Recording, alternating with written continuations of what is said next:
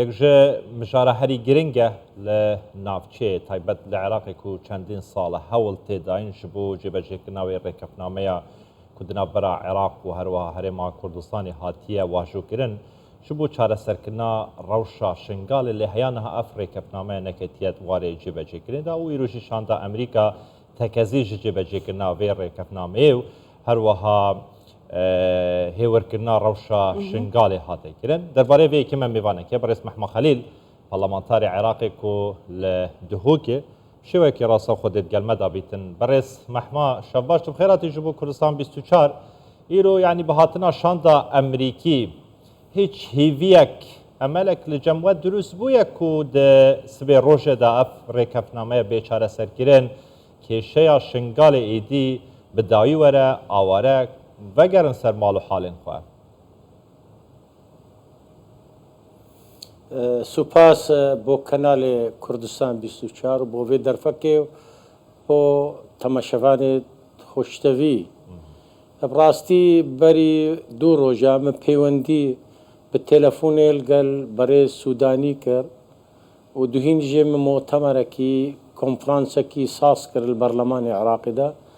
سەر جیبەجیکردنا وعد و وعودێت بۆ شنگالێ وەکو سوودانی گوتە من گوت بۆمە گوت هەموو مؤسساتێت ئەمریکی خاڵا شنگالێ و قەزی و دۆزا ئێزیدیا داوەلمە کرد مگۆ دەباشە بەڕێز ئەڤڕۆ وەکو حکوومەت و ئەمزایەک لەگەل حکوومەتە هەرێما کوردستانê ئامادەبوونا نۆنەرێ UN و ئەمزە کرد نەخشێ vegeriana şingalê ew rêkeftina distûriyekan daxwaza xelkê şingalê ye belê heta vêgavê de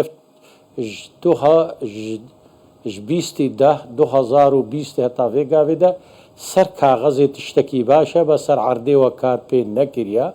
wekû weዕd dama duhînê jî min konferans de min îşaret be rast e şandêt Emerîkî sûpas گرنگەکێ دنەوێ دەرێ مە باوەری وەکو ئەمریکا دەوڵەتەکە زۆر بەهێزە و وەکو گوتی پشتەوانێ حکوومەتە کوردستانی حکوومەتە عێراقی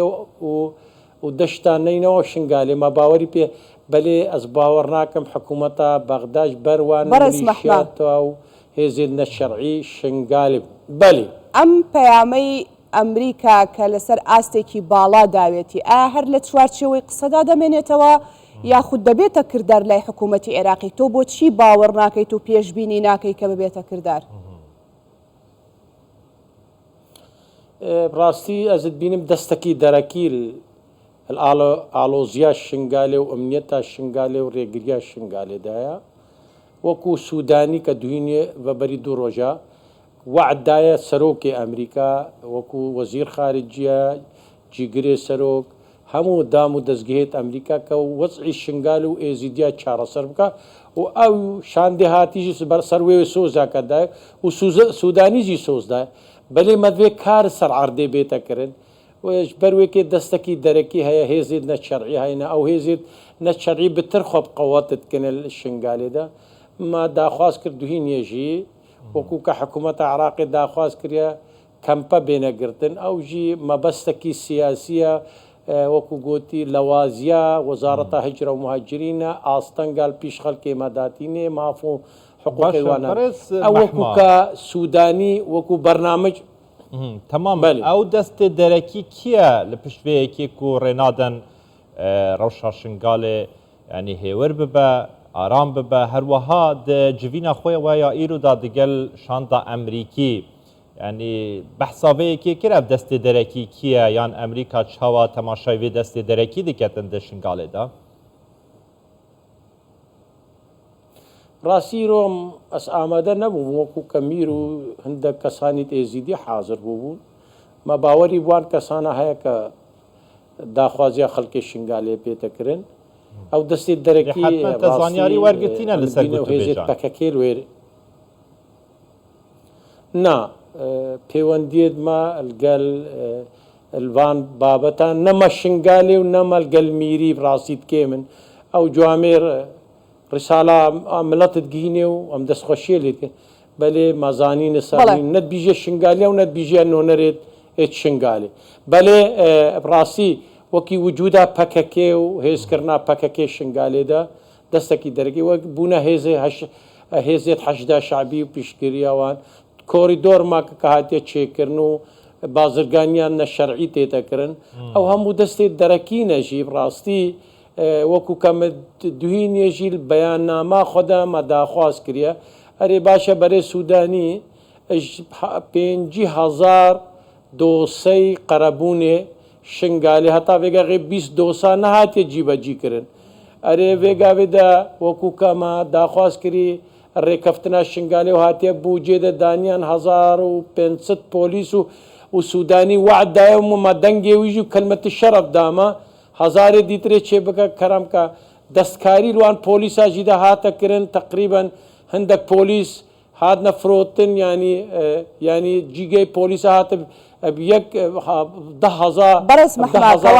من ئەف گۆتە سوودانی وەکی فرەکس کەواتە هەنگاوەکانی داهاتوو ئێوە چی دەبێت بەڕێز مەحمە کەواتە هەنگاوەکانی داهاتوو ئێوە چی دەبێت ئایا هەر لە چوارچێوەی قسە و نووسراودا دەمێنێتەوە یاخود فشارەکانتان زیاد دەکەن نا ئەمێ فشارەکان و بەردەوام و مەواعددایە و پەیوەندی بەردەوامە و داخواست بەردەوامە وەکی حکوومەتە عراقیشی جیبەجی نەکرد ئەو هەیە ئەمێ داوێکن ئەمێ تەدویلا قەضیە مەکەن و قبول ناکەون ئەمێ داوێکن چاودێریت نەتەوێت ئێگرتول سەر شنگالێ و سەر عەردێ شنگالێ جینۆسایتە بەردەوامە ڕێگریە بەردەوامە گواڕیندنە جوگرافیەتا شنگالێ بەردەوامە ئاستەنگیت بەردەوامە و بەری دوورۆ بەری بە ئسبوعکی سنووری شنگال فەرمانەکەش بەرپرسێ پۆلیسێت ئێت مووسل سنوورێ بۆ قەزا شنگالێ هاتە بە گوهاستن بۆ نەحیا قەیرەوان بۆچی مرکزە نەحیە عەرەبن شۆڤینیەکە تێتەکردن پەکەکێ خەڵکێ ڕفتارە سەرخەکێتکە ئاستەنگا داتینێ خەڵک نکارێ بەگەریە قەرەبوونا خەلکێنینە ڕەباندنی هەتانەوە چارە نوویساوان نیە مەقابری جەماعینینە ئەو پیلەی دی قبول نایتەکردن شنگال جێ یاسێ و قانونەیە و دەوڵەتە هێزت سەر شۆلتکن نەجێ ڕێکا نەیاسەیە و و ئاستەنگە بەسە پێلەیستێ بەڕێز مەحما خەلیل پەرلەمانتاری عێراق لە دهۆکەوە سپاس کە بەشدار بووی لەگەڵمان سپاس بەڕێز مەحمە